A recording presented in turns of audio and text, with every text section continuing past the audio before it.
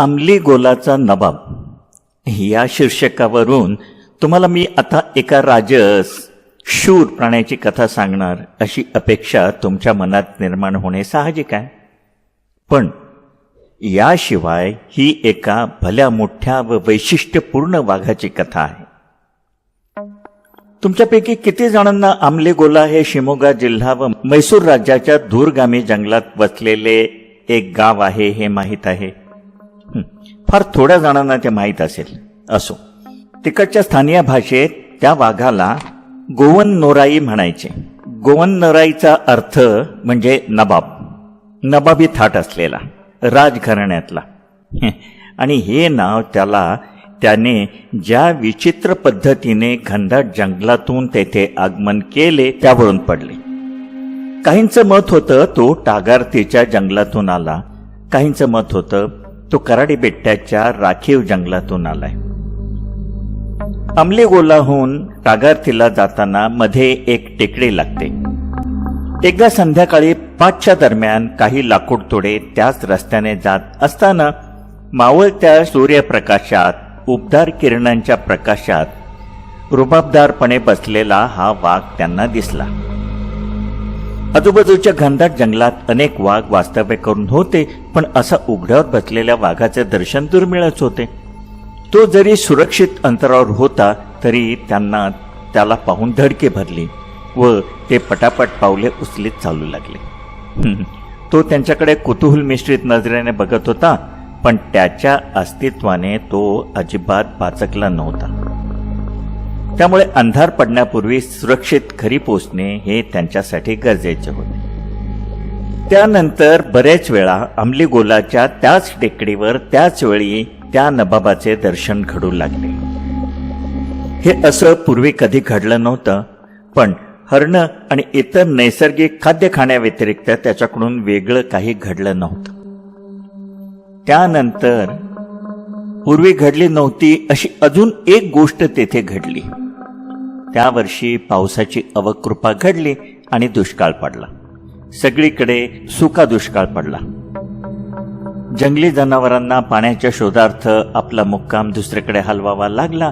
हरणांच्या बरोबरीने चरणारी गायी, गुरं आता एकटी पडली. हा वाघ थोडा खाण्याच्या बाबतीत आवडी निवडी बाळगणारा होता. चरणारी गुरे सोडून तो गावात शिरून बैलगाडी ओढणारे धष्टपुष्ट पांढरे बैल निवडून पंजाच्या एका फटक्यात मारू लागला. तेवढे करूनही तो थांबला नाही. त्यांना दिवसा ढवळ्यात येथून नेऊन त्यांच्या सकट 6 फूट रुंदीचा ओढा पार करून जंगलात घेऊन जाऊ लागला. या घटनांची पुनरावृत्ती घडू लागली. प्रत्येक वेळी पांढरा धष्टपुष्ट गाय व बैल हे बळी ठरू लागले. मी टागारतीला होतो. माझ्या कानावर या उमद्या नवाबाची कथा आली, जो स्वतःच्या आकारा एवढी मोठी गुरे मारून खात होता. अर्थात मला त्याला मारायची इच्छा नव्हती, कारण जोपर्यंत तो त्याचे नैसर्गिक खाद्य खात होता तोपर्यंत त्याच्यापासून मनुष्य जातीला काही धोका नव्हता. त्याला बघण्याची मात्र प्रबळ इच्छा मला झाली. म्हणून त्या अंधाऱ्या रात्री मी अंमली गोलाच्या दाट जंगलातून बरोबर रायफल, टॉर्च घेऊन बाहेर पडलो. ती रात्र माझ्या चांगलीच लक्षात राहिली. जाताना टॉर्चच्या प्रकाशात अधूनमधून हरणे व सांबार यांचे हिरवे डोळे चमकत होते. ते टॉर्चचा प्रकाश टाळायचा प्रयत्न करीत होते. एक रानटी डुक्कर डोळ्यावर प्रकाश पडताच गडबडीनं रानात घुसलं. बायसनचे निळे डोळे निश्चलपणे प्रकाश शलाकेकडे बघत होते. झुडपा अडून बघणारे बिबळ्याचे लालसर डोळे अधूनमधून चमकत होते. मी माझे रबरी बूट घालून आवाज न करता एका अस्वला जवळून गेलो. त्याचे जांभळे डोळे मला न्याहाळत होते.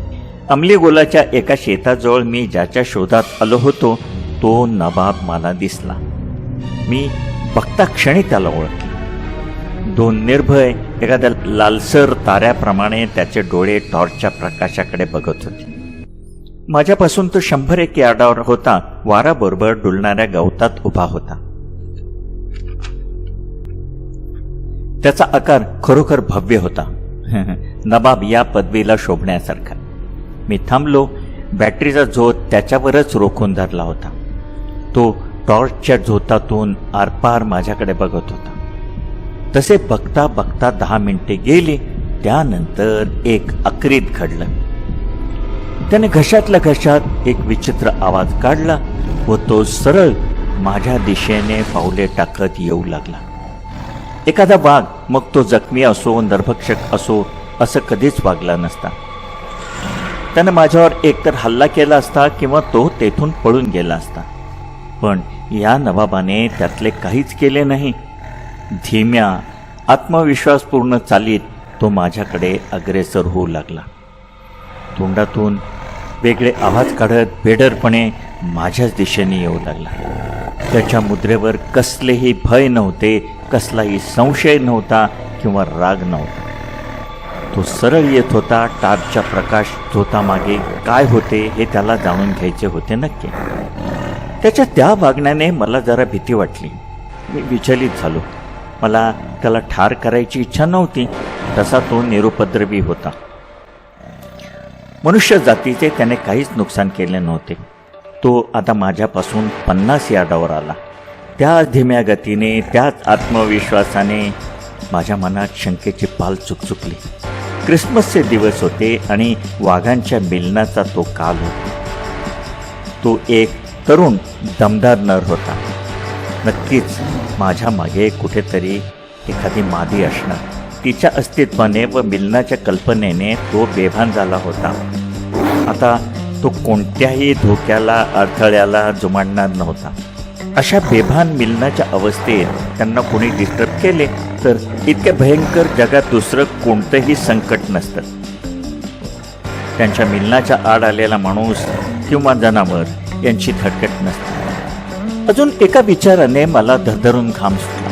माझ्या मागे काही अंतरावर जर त्याची सखी वाघीण जमिनीला पोट टेकवून माझ्यावर हल्ला करण्याच्या तयारीत असेल तर मला नवाबाच्या चेहऱ्यावरून टॉर्च हटवायचा नव्हता. मागच्या मागे होणाऱ्या हालचालीचे प्रतिबिंब त्याच्या मुद्रेवर मला कळाले असते. पण तेवढा वेळ मिळालाच नाही तर मी पटकन टॉर्चचा जोड अर्धवर्तुळात मागे फिरवला आणि माझ्या मागे ती आपल्या प्रियकराच्या प्रतीक्षेत उकडवी बसली होती. आता मला नवाबाच्या विचित्र वर्तनाचा उलगडा झाला. तो वाघिणीकडे येत होता. मी त्याच्यामध्ये होतो. पण काम भावनेच्या प्रबळतेने त्यांनी माझे अस्तित्व जणू झुगारून दिले होते. त्यांच्या लेखी मी तेथे नव्हतोच.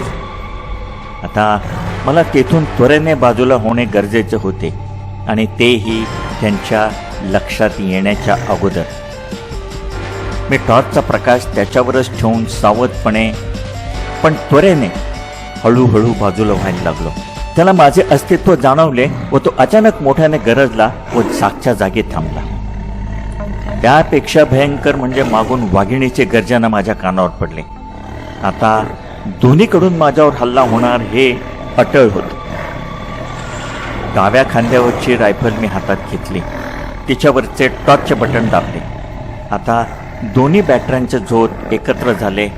उजव्या हातातली टॉर्च मला खिशात ठेवून रायफल सज्ज करायची होती. दोन्ही टॉर्चच्या प्रकाशाने त्याला दचकवले. मोठ्या गर्जना करीत तो वाघिणीच्या दिशेने धावत गेला. मी अजून दोन्ही टॉर्च चालूच ठेवले होते. आता माझ्यावर 2 डोळ्यांच्या जोड्या रोखल्या गेल्या होत्या. तुम्ही कधी गडद अंधारात वाढलेल्या गवतातून मागे चालत गेला आहात, डाव्या खांद्याला हातात रायफल धरून, एक बोट ट्रिगरवर ठेवून, आणि तेही समोर 2 प्रणयधुंद वाघाची जोडी असताना? मी मागे चालत राहिलो. नजर त्यांच्याच वर रोखून ठेवली होती. माझ्या पाठलागावर यायची त्यांची काही इच्छा दिसली नाही.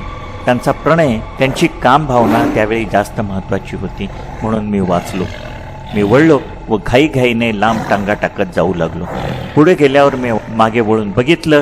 ते अजूनही त्याच पोझिशनमध्ये उभे होते आणि मी जातोय यांचं समाधान त्यांच्या चर्येवर होतं. मी अमलेगोलाला रमिहा नावाच्या गावच्या मुखियाकडे गेलो. तो माझा मित्र होता व विधूर होता. त्याने मला त्या रात्री तिथे झोपायची विनंती केली. 2-3 ग्लास दूध व शिळी भाकरी खात असताना बाहेर गुरगुरणे, गर्जना चालू झाल्या. त्यांचा प्रणय जोरात चालू होता. बराच वेळ ते आवाज येत होते. मग शांतता पसरली व काही वेळाने पुन्हा ते आवाज चालू झाले. ती आम्ही दोघं झोपेपर्यंत चालूच होतो. दुसऱ्या दिवशी मी त्या स्थळाला भेट द्यायला उत्सुक होतो. मला खात्री होती की ते द्वयी आता रात्रीच्या श्रमानंतर कुठेतरी आराम करीत बसलेले असणार आणि ते स्थळ फरलांगभर लांब होतं. मी तेथे पोचल्यावर त्यांच्या उत्कट मिलनाच्या खुणा मला सर्वत्र आढळल्या. बऱ्याच ठिकाणी जमीन उकरली गेली होती. आजूबाजूची छोटी छोटी झुडपे जमीनदोस्त झाली होती. काही मुळासकट उखडली गेली होती. तिथून त्या जमिनीचा उतार एका दरीकडे गेला होता. तेथे बरीच शेती व बागायत होती. आजूबाजूच्या झाडावरच्या बुंध्यावरचे ओरखडे त्यांची विष्ठा दर्शवित होती की ते दाम्पत्य खाली दरीकडे गेले होते. माझी उत्सुकता मला अनाहूतपणे तिकडे जायला भाग पाडित होती. मला कल्पना होती की मी जे काही करतोय ते योग्य नव्हतं, धोकेदायक होतं. मी रायफल सज्ज ठेवून प्रत्येक झुडपावर नजर ठेवीत सावधपणे पुढे जात होतो. पुढे मी एका भल्या मोठ्या डेरेदार झाडाच्या छायेखाली आलो. मला मृत्यूचा वास आला. पुढे एखादे जनावर मरून पडले ते दिसणार याची मला कल्पना आली आणि काही यार्डावर मला ते आढळलेच. एक भले मोठे डुकराचे प्रेत पडले होते. नवाबाने आणि त्याच्या मैत्रिणीने त्याच्यावर यथेच्छ ताव मारला होता. डुकराचे मांस वाघांचे अत्यंत प्रिय अन्न आहे. अर्थात मरताना त्या डुकराने कडवी झुंज दिसल्याच्या खुणा तेथे मला आढळल्या. मी आजूबाजूला काळजीपूर्वक नजर ठेवून होतो. न जाणो त्या प्रेमिकांपैकी एखादा माझ्यावर चाल करून यायचा. तेवढ्यात एका झुडपात मला काहीतरी पांढरी दिसली. नीट बघितल्यावर ते एका सांबाराच्या कमरेचे हाड असल्याचे मला आढळले. डुक्कर की सांबार, पहिला बळी कोणाचा गेला हे मला नक्की ठरवता आले नाही. ते सांबारही अर्धे अधिक खाल्ले होते. पुढे 3 कावळ्यांची हालचाल मला दिसली. ते सारखे चढावून खाली वर करत होते. त्यांची ती मुक्त हालचाल दोन्हीपैकी एकही वाघ तेथे नसल्याचे दर्शवित होती. तेथे मला 3रे त्यांनी मारून टाकलेले हरिण मिळाले, पण त्याला फार खाल्ले नव्हते. बहुधा दोघांचे पोट तुडुंब भरलेले असावे. पुढे अजून एक सांबार त्या वाघांनी मारून जवळजवळ पूर्ण खाल्लेले आढळले. त्यांनी मारलेली 4ही जनावरे त्या वातावरणाची गोडता वाढवित असताना मला माझ्या 6व्या इंद्रियाने पूर्वसूचना दिली की कोणीतरी माझ्यावर पाळत ठेवून आहे. मी ताबडतोब एका झाडाच्या बुंध्याला पाठ टेकवली. मागून हल्ला होऊ नये हे त्याचे कारण होते आणि आजूबाजूचा परिसर मी न्याहाळला. कुठेही काहीही संशयास्पद सापडले नाही. सूर्य माथावर आल्यामुळे सगळीकडे उष्मा जाणवत होता. आकाशात एकही ढग नव्हता आणि कुठे कसलीही हालचाल सुद्धा जाणवत नव्हती. सगळीकडे स्तब्धता भरून राहिली होती. समोरच्या झाडावरचे 2 कावळे माझ्याकडे तिरकी मान करून कुतूहलाने पाहत होते. त्यांच्या चोची उष्म्यामुळे अर्धवट उघड्या होत्या व ते ढापा टाकत होते. अचानक डोळ्याच्या एका कोपऱ्यात मला गवतात हालचाल जाणवली. अशा हवा नसलेल्या उष्ण दिवशी अशी हालचाल आपोआप होणे शक्यच नव्हते. नक्कीच काहीतरी तेथे होते आणि ते काहीतरी म्हणजेच एखादा वाघ असण्याची शक्यता होती. मी डोळे ताणून त्या स्पॉटकडे बघितले. प्रथम मला काही दिसलं नाही. नंतर 2 पिवळसर पांढरी कापसासारखे टोकं गवतातून वर उगवली. ते वाघाचे कान होते.